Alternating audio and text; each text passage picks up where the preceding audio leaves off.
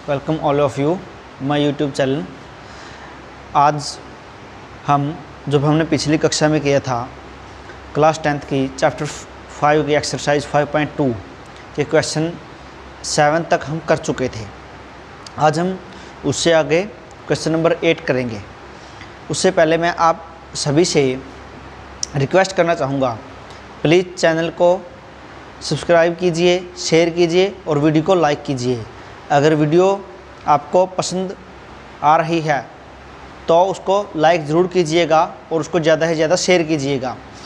अगर कोई किसी प्रकार की दिक्कत है तो कमेंट बॉक्स में आप उसको लिख सकते हैं, ताकि मैं आपकी समस्या को अच्छी तरीके से सॉल्व कर सकूं, समस्या को दूर कर सकूं।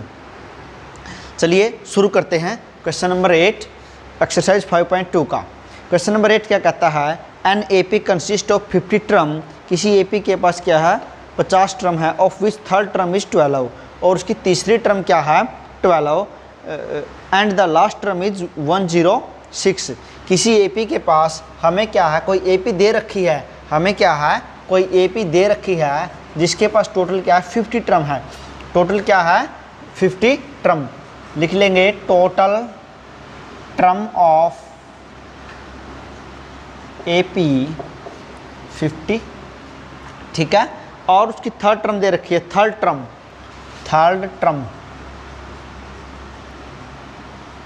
ऑफ एपी क्या दे रखी है, थर्ड टर्म 12। थर्ड टर्म को मैं क्या लिख सकता हूँ, a + 2d। क्या लिख सकता हूँ, a + 2d।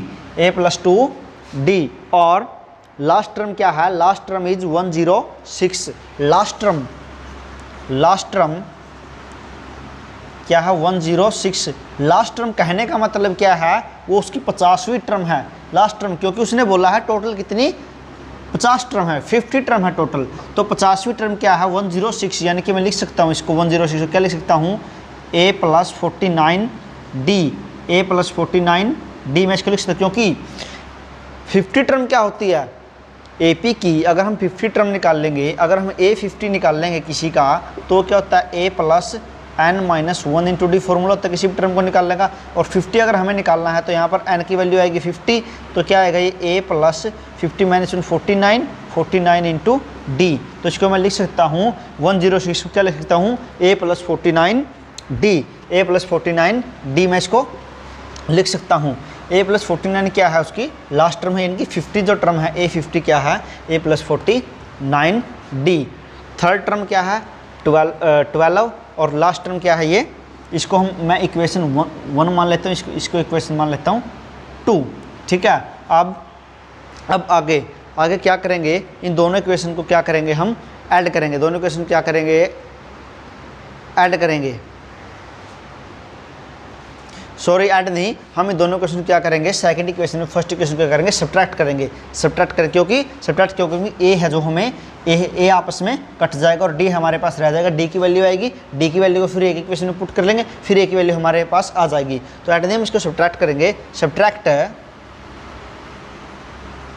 Subtract equation first from किसमें से, इक्वेशन सेकंड में से फर्स्ट को क्या करेंगे, हम सब्ट्रैक्ट करेंगे सेकंड में से फर्स्ट को। इक्वेशन सेकंड क्या है 106 a + 49d और फर्स्ट क्या है 12 = a + 2d। सब्ट्रैक्ट करेंगे। सब्ट्रैक्ट करते समय हम क्या करते हैं, साइन को क्या करते हैं, चेंज करते हैं। ये पॉजिटिव है नेगेटिव हो जाएगा, ये पॉजिटिव नेगेटिव। तो आएगा क्या हमारे पास, a से a जाएगा, 49d में से 2d गया तो कितना रह जाएगा यहाँ पर 47d। कितना रह जाएगा 47d। और यहाँ पर कितना बचेगा 106 में से 12 जाएगा तो क्या आएगा 49। क्या आएगा 49, क्या आएगा 49। 47d = 49 हमारे पास आया, 47d = 49 हमारे पास आया। 47 को उस साइड लेके जाएंगे, यहाँ पर मल्टीप्लाई में है, उस साइड जाके क्या हो जाएगा, डिवाइड में हो जाएगा। 94 / 47 तो क्या आएगा, ये 2 आएगा। d की वैल्यू मेरे पास क्या आई 2। d का मतलब क्या था, कॉमन डिफरेंस, जो प्रत्येक टर्म के बीच में डिफरेंस है वो क्या हमारे पास 2। अब इस d की वैल्यू को मैं क्या करूँगा, पुट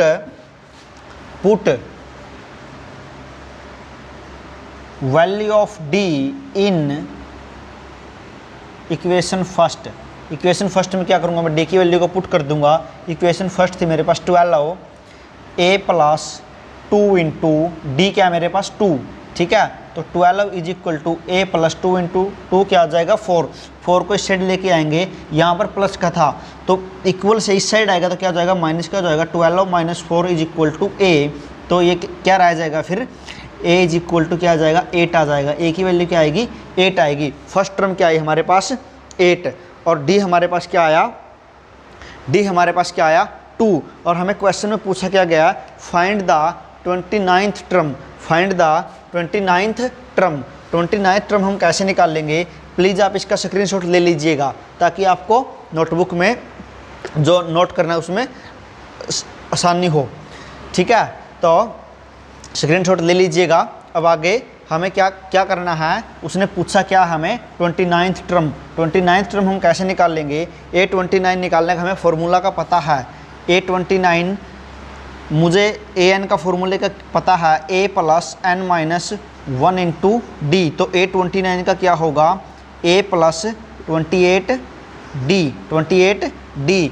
a मेरे पास क्या है 8 है और d मेरे पास क्या है 2 है। मैंने दोनों को निकाल लिया, ठीक है। तो वैल्यू को पुट कर दूंगा। a क्या है 8 plus 28 into 2, 8 plus 28 into 2 56, 56 plus 8 क्या आएगा 64। 64 आपका क्या जाएगा आंसर आ जाएगा। 64 आपका क्या आ जाएगा आंसर आ जाएगा। Next question number 9। Question number 9 में क्या कहता है, if the third term and 9th term of the AP is 4 and -8 respectively क्रमशः। थर्ड टर्म दी गई है 4, यानी कि थर्ड टर्म 4 का मतलब क्या है, थर्ड टर्म को मैं क्या लिख सकता हूँ a प्लस 2d, ठीक है। A3 को क्या लिखेंगे a plus 2d। 9th term क्या दी गई है AP की -8, यानी कि A9 को क्या लिख सकता हूँ मैं a प्लस 8d। तो मेरे पास 4 is equal to a plus 2d लिख सकता हूँ, क्योंकि थर्ड टर्म 4 है तो थर्ड टर्म को लिख सकता हूँ मैं a plus 2d।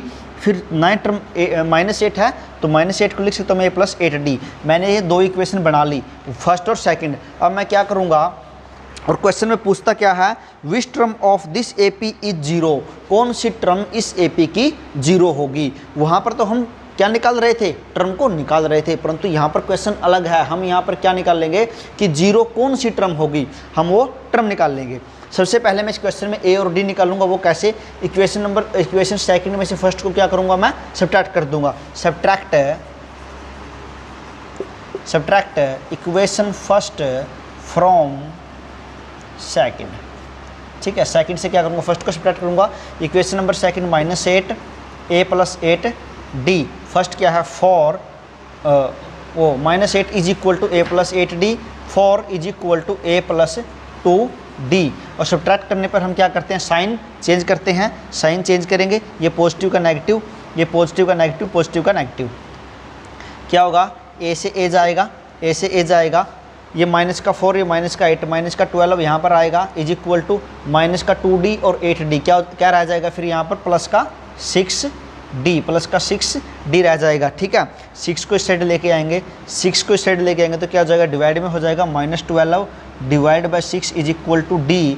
This implies d is equal to -12 को 6 डिवाइड करेगा तो क्या आएगा -2, यानी कि -2 क्या आ जाएगा मेरे पास d आ जाएगा। कॉमन डिफरेंस मेरे पास क्या आ जाएगा -2। अब d तो मैंने निकाल लिया, d तो मैंने क्या कर लिया निकाल लिया। फिर a की बारी, एक ऐसे निकाल लेंगे, put the value of d, put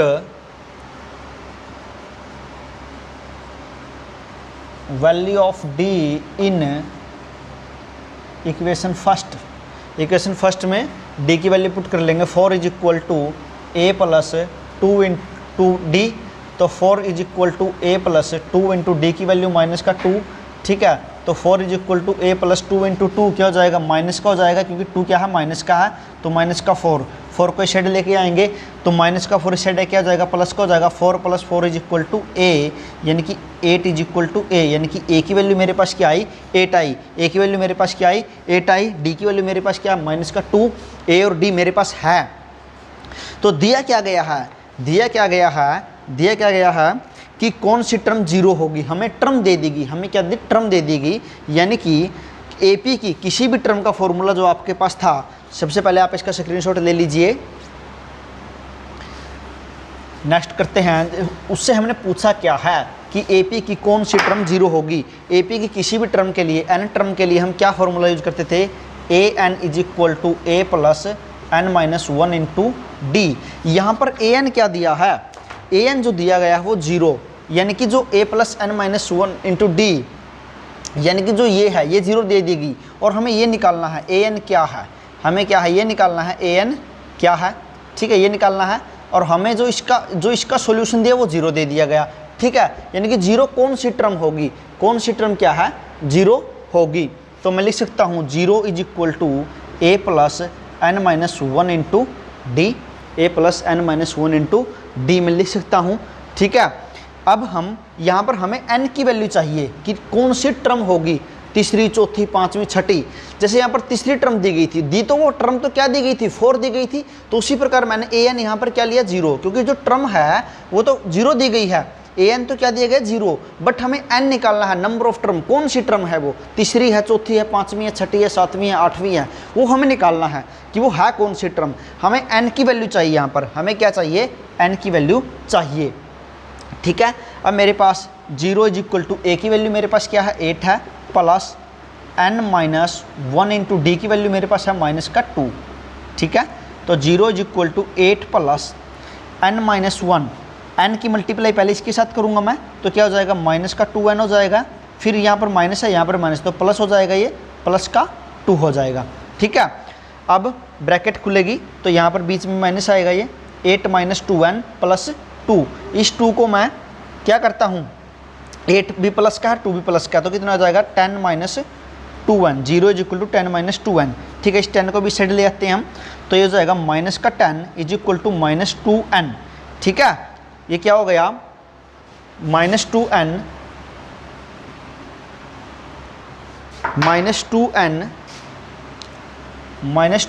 is equal to minus 10, ठीक है। दोनों तरफ माइनस है तो माइनस से माइनस जाएगा, इस 2 को साइड लेके जाएंगे, यहाँ पर मल्टीप्लाई में, यहाँ पर डिवाइड में हो जाएगा, तो n इज इक्वल टू 10/2। तो n की वैल्यू क्या आएगी हमारे पास, 5, यानी कि जो टर्म जीरो दी गई थी वो क्या थी, a5, यानी कि a5 क्या थी, जीरो थी। टर्म कौन सी थी, वो पांचवी टर्म थी। n की वैल्यू हमें यहाँ पर निकालनी थी कि वो टर्म, नंबर ऑफ टर्म, यानी कि टर्म कौन सी है, वो हमें मिली कौन सी, पांचवी टर्म।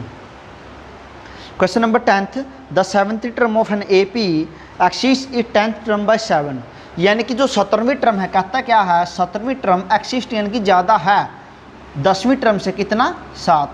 10th टर्म से 17 जो टर्म है वो 7 ज़्यादा है। अब 10वीं टर्म है और 17वीं टर्म है, इनके बीच का डिफरेंस कितना दिया इसने, 7 का, यानी कि प्रत्येक टर्म हम क्या देख रहे हैं, एक के बाद एक बढ़ रही है, यानी कि इनके बीच का जो डिफरेंस आएगा, जो कॉमन डिफरेंस उसने पूछा है, हर एक टर्म के बीच का जो डिफरेंस है, तो कॉमन डिफरेंस वो क्या है, 1 का है। कॉमन डिफरेंस क्या है, 1 का, यही इसने हमसे क्वेश्चन में पूछा है, ठीक है। नेक्स्ट क्वेश्चन 11 की तरफ चलते हैं। क्वेश्चन नंबर 11 में हमें एपी दे दी गई है, एपी दे दी गई 3, 15, 27, 39, और हमसे पूछता क्या है, will be 132 more than it's 54th term, यानी कि जो इसकी 54वीं टर्म आएगी, 54th जो इसकी टर्म आएगी, 54th टर्म जो आएगी उससे 132 ज़्यादा, विच टर्म ऑन एफी, उससे 132 ज़्यादा जो होगा वो कौन सी टर्म होगी, उससे 132 ज़्यादा जो होगा वो उस कौन सी टर्म होगी, नंबर ऑफ टर्म हमें बताना है कौन सी टर्म होगी। सबसे पहले हम 54th टर्म निकाल लेंगे। 54th टर्म हम कैसे निकाल लेंगे, 54th टर्म का हमारे पास फॉर्मूला तो है a plus N minus 1 into d, ठीक है। a प्लस एन की वैल्यू 54 माइनस 1 की 53d, ठीक है। बट हमें a और d भी चाहिए। a और d हम कहाँ से लेंगे, a हम यहाँ से लेंगे, a हमारे पास है 3 और d हमारे पास क्या है, a2 minus a1, a2 minus a1, a2 क्या है 15, a1 क्या है 3, यानी कि 12, d हमारे पास क्या आया 12, d की वैल्यू 12 है, a की वैल्यू क्या है 3 है। पुट करेंगे a और d की वैल्यू, a की वैल्यू क्या है 3 प्लस 53 इंटू डी की वैल्यू 12, ठीक है। 3 प्लस 12 इंटू 3 36 का 6, 3 12 इंटू 5 60 और 3 63, तो कितना है ये 639, ये आ गई हमारी 54 टर्म। 54वीं जो टर्म आई 639 आई, 639 आई। 132 ज़्यादा, इससे कितना ज़्यादा? 132 ज़्यादा, 132 ज़्यादा, यानी कि मैं इसमें 132 और जोड़ दूंगा तो कितना हो जाएगा ये?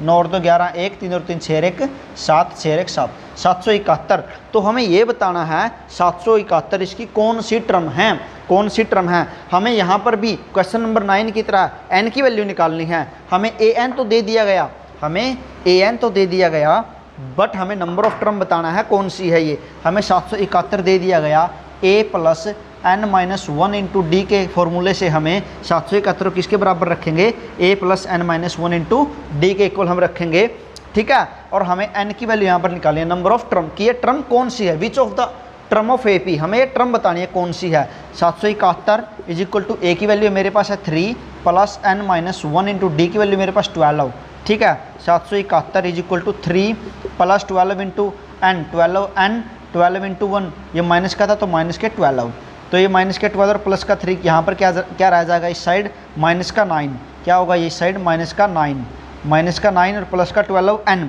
इस 9 को इस साइड लेके आएंगे तो प्लस का हो जाएगा 771 plus 9 is equal to 12 n। तो इसको आगे मैं लिखूंगा 12 n is equal to 771 plus 9 कितना हो जाएगा? 780। तो n हमें निकालना है, 12 है इसके साथ मल्टीप्लाई में, 12 को साइड लेके जाएंगे तो n is equal to 780 divided by 12, 12 छिक 72, 6 12 पंजे 60। तो n की वैल्यू मेरे पास आई 65, n की वैल्यू मेरे पास क्या आई? 65। तो वो टर्म कौन सी थी? 65। अगर इसी क्वेश्चन को आप कंपटीशन एग्जाम में करने जाओगे, इसी क्वेश्चन को आप कंपटीशन एग्जाम में करने जाओगे जहाँ पर आपके पास टाइम बहुत कम होता है, आपको पता है 54वीं टर्म 639 है, 132 ज़्यादा हमें चाहिए, 54वीं टर्म से 132 ज़्यादा हमें चाहिए। ना तो हमें ये टर्म ज्ञात करनी है, ना हमें ये सोल्व करना है, डायरेक्ट हम बता सकते हैं वो कौन सी टर्म हो सकती है। मेरे पास कॉमन डिफरेंस है 12 का, मेरे पास कॉमन डिफरेंस है 12 का, और 54वीं टर्म से 132 ज़्यादा, 132 और ज़्यादा मुझे जाना है, तो एक टर्म के बीच में डिफरेंस कितना है? 12 का, और टोटल जो मुझे देगा 132 दिएगा, 132 को मैं 12 से डिवाइड करूँगा तो मेरे पास कितना आएगा? ये कितना आएगा? ये 11 आएगा, यानी कि 11, यानी कि अगर मैं 12 का डिफरेंस से आगे चलता जाऊँगा तो मैं 11 बार चलूँगा, ठीक है। तो यानी कि 54वीं टर्म से 132 ज़्यादा, यानी कि उससे 132 ज़्यादा होगा तो उससे 11 टर्म और ज़्यादा होगा, यानी कि 54 प्लस 11 में कर दूंगा 65 टर्म मेरे पास, 65th टर्म मेरे पास डायरेक्टली आ जाएगी। ये आपको ऐसे कंपटीशन एग्जाम में हमें इसको ऐसे करना है जहाँ पर हमारे पास टाइम मुश्किल से 30 सेकंड का होता है, ठीक है। तो इसके साथ ही हम नेक्स्ट क्वेश्चन करते हैं, question number 13। Question number 13, how many 3 digit numbers are divisible by 7। 3 digit number, 3 अंकों की संख्याएं, कितनी ऐसी संख्याएं हैं जो 7 से भाग होती हैं। अब हमें यहाँ पर क्या करना है, पहले हम देखें 3 अंकों की संख्याएं कहाँ से शुरू होती है। 99 2 डिजिट नंबर है, उसके बाद आता है 100, 3 डिजिट नंबर यहाँ से शुरू होता है, और कहाँ तक जाता है हमारा 999, क्योंकि इसके बाद में जो संख्या आएगी 1000 आएगी, ये 4 डिजिट नंबर है। अब हमसे पूछा गया है, हमसे क्या पूछा गया, इसके और इसके बीच में कितनी ऐसी संख्याएं हैं जो 7 से भाग होती हैं, डिविजिबल बाई 7। अब हम देखते हैं यहाँ पर पहली ऐसी कौन सी संख्या होगी जो 7 से भाग होगी। अब 100 तो 7 से क्या है, पूरा भाग नहीं होता ना। 100 1 2 3 और 5 की बात करते हैं तो 5 7 1 7 3 35 7 5 35 15। तो यानी कि ये जो 105 है पहली ऐसी संख्या है 3 अंकों की जो क्या है 7 से डिवाइड होती है। अब यहाँ से हमें a तो मिल गया, अब हमें क्या मिल गया, यहाँ से a हमें मिल गया क्या 105, और d हमारे पास क्या है 7, d हमारे पास क्या है 7। अब हमें कितनी टर्म ऐसी है, हमें n की वैल्यू निकालनी है उसी हिसाब से, an is equal to a plus n minus 1 into d के फॉर्मुलेशन से। अब अगर हमारे पास ये an भी हो जाए तो और अच्छा होगा, क्योंकि हमें an अगर पता लग जाएगा तो नंबर ऑफ टर्म का हम निकाल सकते हैं। an को कैसे पता करेंगे, 999 क्या 7 से डिवाइड होता है, 999 क्या 7 से डिवाइड होता है, 7 1 7 2 7 4 28 1 7 2 बचा 5 क्या है रिमाइंडर बचा, तो ये तो भाग नहीं होता। उसके बाद 998 में रिमाइंडर बचेगा 4, ठीक है। फिर 997 में रिमाइंडर बचेगा 3, 996 में बचेगा 2, 995 में बचेगा 1 और 994 में क्या बचेगा रिमाइंडर 0 आपका 994 7 से डिवाइड करेंगे 1 2 29 7 4 जा 28 1 14 हो गया 7 2 जा 14, ठीक है। तो 142 यानी कि 994 लास्ट टर्म एक ऐसी टर्म है 3 अंकों की, अंतिम एक ऐसी टर्म है 3 अंकों की जो 7 से पूर्णतः भाग होती है और पहली टर्म 105। अगर मेरे पास अब an यानी कि लास्ट टर्म तो मेरे पास है, an का मतलब क्या है, मुझे क्या बताना है कि ये कौन सी टर्म है, क्योंकि टोटल टर्म पहली टर्म तो ये हुई और ये लास्ट टर्म, यानी कि ये कौन सी टर्म है, नंबर ऑफ टर्म, तीसरी चौथी पाँचवीं छठी 10वीं 12वीं 14वीं, ये कौन सी टर्म है हमें ये बताना है। 994 है मेरे पास लास्ट टर्म, अब ये टर्म है कौन सी, टर्म तो है मेरे पास ये जो 7 से भाग होती है, परंतु है कौन सी, कैसे निकाल लेंगे, a + n-1 इंटू डी। ए मेरे पास कितना है 994, ए मेरे पास 105 + n-1 इंटू डी मेरे पास कितना है 7, ठीक है। 105 7 इंटू n 7n माइनस का था ये -7, ठीक है, ये प्लस का था और ये माइनस का, तो कितने रह जाएंगे फिर यहाँ पर 98 + 7 एंड 98 को साइड ले आएंगे 994 माइनस हो जाएगा साइड आगे प्लस का, तो -98 = 7n, क्या रह जाएगा फिर ये 98 इसमें से घटेगा तो 890, क्या हो जाएगा ये 890 = 7n, 7 को फिर इस साइड ले आएंगे तो क्या आएगा ये 7 सॉरी, तो ये आएगा 896 आएगा 896 आएगा 896 = 7n, 896 = 7n। तो वहाँ पर हमें थोड़ी सी ये घटाने में थोड़ी सी गलती हो गई थी, तो 896 = 7n। तो अब इस 7 को इस साइड ले आएंगे, तो इस 7 को इस साइड ले आएंगे तो 7 से डिवाइड करेंगे, क्योंकि इस साइड मल्टीप्लाई में था, इस साइड क्या हो जाएगा डिवाइड हो जाएगा, तो 7 से जब डिवाइड करेंगे 7 1 जा 7 बचा 1 19 7 2 जा 14 बचे 5 56 7 8 जा 56, क्या आया 128, n की वैल्यू हमारे पास क्या आई 128, यानी कि n = क्या है 128 नंबर ऑफ टर्म कौन सी है 128। 128वीं टर्म क्या है हमारी 994, 128वीं टर्म हमारी क्या है 994, जिसमें पहली टर्म क्या हो 105 हो, यानी कि 3 अंकों की संख्याओं में कितनी ऐसी संख्याएं हैं जो 7 से भाग हो सकती हैं, 128 ऐसी संख्याएं हैं जो 7 से पूर्णतः भाग हो सकती हैं। नेक्स्ट क्वेश्चन करेंगे, क्वेश्चन नंबर 14। नेक्स्ट क्वेश्चन 14 कहता है how many multiples of 4। Multiple of 4 का मतलब हमने कल मल्टीपल क्या होते हैं, किसी भी नंबर को हम किसी भी नेचुरल नंबर से जब मल्टीप्लाई करते हैं तो उसको मल्टीपल, जैसे 4 1 जा 4, 4 3 जा 12, ठीक है, 4 2 जा 8, ये सभी क्या है 4 के मल्टीपल हैं। 4 12 8 12 16 20 सभी क्या है 4 के मल्टीपल हैं। तो कितने 4 के मल्टीपल ऐसे हैं बिटवीन 10 एंड 250, 10 और 250 के बीच में कितने 4 के गुणज ऐसे हैं जो 10 और 250 के बीच में आते हैं। तो 4 के गुणज की पहली खासियत तो मैंने क्या देखी, 4 8 और 12 उनके बीच में जो डिफरेंस आएगा वो क्या आएगा 4 आएगा, कॉमन डिफरेंस डी, तो हमारे पास क्या आ गया 4 आ गया। अब 10 क्या 4 से भाग होता है, पूर्णतः भाग नहीं होता। 11 भाग होता है, तो 10 और 250 के बीच में बोला उसने, 10 और 250 के बीच में बोला ना, 10 की बात करी उसने, 250 की बात करने के बीच में करना है हमें। तो 11 भाग नहीं होता, तो 12 क्या भाग होता है 12, यानी कि ए जो 10 और 250 के बीच में पहली टर्म हमें मिली 4 से डिवाइड होने वाली 12 आएगी, ये हमारे पास क्या आएगी 12, क्योंकि जो किसी भी संख्या का मल्टीपल उस संख्या से पूर्णतः भाग होता है, यानी कि 12 4 का मल्टीपल है, ये 4 से भी पूर्णतः भाग होगा और 12 पूर्णतः भाग होता है, ठीक है। तो 4 के मल्टीपल की पहचान कैसे आएगी हमें कि वो उससे पूर्णतः भाग होगा।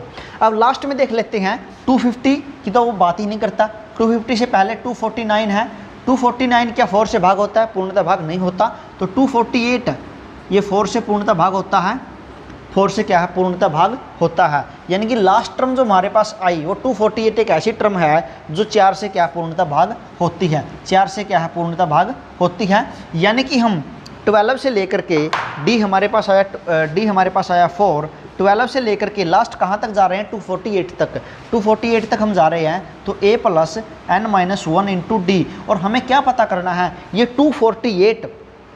248 कौन से नंबर की टर्म है, हमें यही पता करना है कि 248 कौन से नंबर की टर्म है, और ये पता करना है कितनी टर्म इससे भाग होगी। अगर मुझे इसके बीच में 50 संख्याएं क्या है 4 से मान के चलता हूँ, इसके बीच में अगर 50 संख्याएं 4 से भाग हो रही हैं और मुझे 50वीं टर्म दे दी जाए, तो मैं यही कहूँगा कि 50 संख्याएं इसके बीच 50 से भाग हो रही हैं। अगर मान लो ये 248 50वीं टर्म है, तो मैं यही कह सकता हूँ ना, क्योंकि इससे आगे तो कोई टर्म है नहीं, और इससे पीछे कितनी, इसका नंबर 50 हुआ है, तो 50 टर्म ही होंगी जो 4 से भाग होगी। तो इसी प्रकार 248 को निकाल लेता हूँ मैं, कौन सी टर्म है, ठीक है, 248 को निकाल लेता हूँ इस फॉर्मूले से, इज इक्वल टू मैं लिखूँगा 248 लिखूँगा। ए मेरे पास क्या है 12 है, n माइनस 1, n हमें ज्ञात करना है, नंबर ऑफ टर्म कौन सी है ये, डी मेरे पास क्या है 4 है, is equal to 248, 12 plus 4 into n 4n minus 4 is equal to 248। इस 4 की पहले इससे मल्टीप्लाई होगी और फिर इससे मल्टीप्लाई होगी, ये माइनस का 1 था तो माइनस का 4 हो गया, 12 प्लस का माइनस का 4, तो 4n plus 8 is equal to 248। इस 8 को इस साइड ले आएंगे तो क्या हो जाएगा, ये साइड है क्या हो जाएगा, माइनस का हो जाएगा, माइनस का 8 हो जाएगा, यानी कि मैं लिख सकता हूँ 4n इज इक्वल टू 240 लिख सकता हूँ, 240 लिख सकता हूँ। अब n यहाँ पर इसके 4 के मल्टीपल में है, तो मल्टीप्लाई में है, 4 को साइड ले आएंगे, यहाँ पर मल्टीप्लाई में था, यहाँ पर आके क्या हो जाएगा, ये डिवाइड में हो जाएगा। तो n इज इक्वल टू क्या लिख सकता हूँ मैं, 240 डिवाइडेड बाई 4, 4 से डिवाइड करेंगे तो आएगा 60, n इज इक्वल टू 60, यानी कि n इज इक्वल टू 60। ये कौन सी टर्म आई, 60वीं टर्म आई, कौन सी टर्म आई 60वीं। a 60 की वैल्यू कितनी है मेरे पास 248, यानी कि टोटल टर्म इसके बीच में कितनी है, जैसे 12 पहली थी, उसके बाद कितनी टर्म है 60 तक हैं, तो टोटल टर्म जो इसके बीच में होंगी वो 60 होंगी, यानी कि 60 ऐसी संख्याएं होंगी जो 10 और 250 के बीच में 4 से भाग होंगे, या 60 4 के 60 मल्टीपल ऐसे होंगे, 60 गुण ऐसे होंगे जो 4 से भाग होंगे, 60 मल्टीपल ऐसे होंगे 4 के जो 4 से क्या है, ये 10 और 250 के बीच में जो 4 के मल्टीपल कितने होंगे, 10 और 250 के बीच में 60 मल्टीपल होंगे। ठीक है, नेक्स्ट क्वेश्चन करते हैं, क्वेश्चन नंबर 16। क्वेश्चन नंबर 16 हमें क्या कहता है, क्वेश्चन नंबर 16 हमें कहता है, क्वेश्चन नंबर 16 हमें कहता है, क्वेश्चन नंबर 16 में क्या कहता है, डिटरमाइन द एपी, हमें एपी को डिटरमाइन करना है, एपी हमें निकालनी है, हुज थर्ड टर्म इज 16, जिसका A3 यानी कि थर्ड टर्म दी गया है 16, और थर्ड टर्म को क्या लिख सकता हूँ मैं, a प्लस 2d लिख सकता हूँ इज इक्वल टू 16, इसको मानता हूँ मैं इक्वेशन नंबर फर्स्ट। नेक्स्ट कहता है, and the seventh term exist the fifth term by 12, यानी कि 7वीं टर्म ज़्यादा होगी या 7वीं टर्म बड़ी होगी 5वीं टर्म से, कितनी बड़ी होगी वो, इसका क्या नाम है, 7वीं टर्म जो होगी 5वीं टर्म से 12 क्या है ज़्यादा होगी, यानी कि 7वीं टर्म और 5वीं टर्म के बीच में उसने डिफरेंस बता दिया। अब मैं क्या करता हूँ, 7वीं टर्म में से 5वीं टर्म को घटा देता हूँ, 5वीं टर्म लिख देता हूँ a5 इसके लिए प्लस 4d, a7 इसके लिए प्लस 6d, तो इक्वेशन नंबर सेकंड इसको मानता हूँ, थर्ड इसको मानता हूँ, तो मैं सब्ट्रैक्ट करता हूँ इक्वेशन सेकंड को थर्ड में से, सेकंड मेरी a7 minus a5 is equal to a plus 6d minus जो 5वीं टर्म a प्लस 4d इसको माइनस कर देता हूँ, a7 माइनस a5 मेरे पास 12 क्या है गिवन दिया गया है, क्योंकि 7वीं टर्म 5वीं से 5 ज़्यादा है, 5 ज़्यादा का मतलब क्या, अगर 7वीं में से 5वीं टर्म को घटाऊंगा तो मुझे 12 ज़्यादा है तो मुझे 12 मिलेगा। ठीक है, यानी कि 12 ज़्यादा उसने बता रखा है, 7वीं टर्म में से 5वीं टर्म क्या है 12 ज़्यादा है, तो 12 is equal to a plus 6d minus a और ब्रैकेट खुलेगी तो माइनस का 4d, a से a जाएगा, 6d माइनस 4d क्या रह जाएगा 2d रह जाएगा, इस साइड था 12, 2 को इस साइड ले आएंगे, 12 by 2 is equal to d, यानी कि d की वैल्यू मेरे पास यहाँ पर क्या आएगी 6 आएगी, ये d की वैल्यू मेरे पास 6 आई और a प्लस 2d इसने थर्ड टर्म बता रखी है 16, तो इस d की वैल्यू को मैं यहाँ पर इक्वेशन नंबर फर्स्ट में पुट कर देता हूँ, क्योंकि मुझे a की वैल्यू और चाहिए। इक्वेशन नंबर फर्स्ट में पुट करने के बाद मेरे पास a प्लस 2 इंटू 6, 2d के स्थान पर d की वैल्यू 6 रखता हूँ is equal to 16, 6 into 12, a plus 12 is equal 16, इस 12 को सेट लेके जाऊँगा तो a is equal to 16 minus 12 यानी कि सब्ट्रैक्ट हो जाएगा, a इज इक्वल टू क्या आएगा मेरे पास 4, a की वैल्यू मेरे पास 4 आई, d की वैल्यू मेरे पास 6 आई, तो पहली टर्म मेरे पास 4 है, d मेरे पास 6 है, तो पहली टर्म, तो अगर d 6 है दूसरी टर्म होगी 10, तीसरी टर्म होगी 16, अगली टर्म होगी 22, तो ये मैंने AP क्या कर दी, ज्ञात कर दी। इसी के साथ हमारा एक्सरसाइज 5.2 पूरी होती है। अगर आपको कहीं पर भी कोई भी प्रॉब्लम है तो कमेंट सेक्शन में प्लीज़ अपनी जो प्रॉब्लम है उसको लिखें, ताकि मैं आपकी प्रॉब्लम सोल्व करवा सकूं। और मेरे यूट्यूब चैनल को ज़्यादा से ज़्यादा शेयर कीजिएगा, वीडियोज़ को लाइक कीजिएगा, और वीडियो अच्छी लग रही है और आपको आगे हमारे साथ जुड़ना है, या आपको जल्दी से जल्दी नोटिफिकेशन मिले, उसके लिए चैनल को सब्सक्राइब जरूर कर लीजिएगा, ताकि जब भी वीडियो डाली जाए चैनल पे आप लोगों के पास उसकी सूचना तुरंत पहुंच जाए और आप उसको तुरंत देख सके। आपके लिए ज़्यादा वो लाभदायक होगी, और आशा करता हूं आप लोगों को मेरा पढ़ाया हुआ समझ में आएगा। Thank you, take care, bye bye.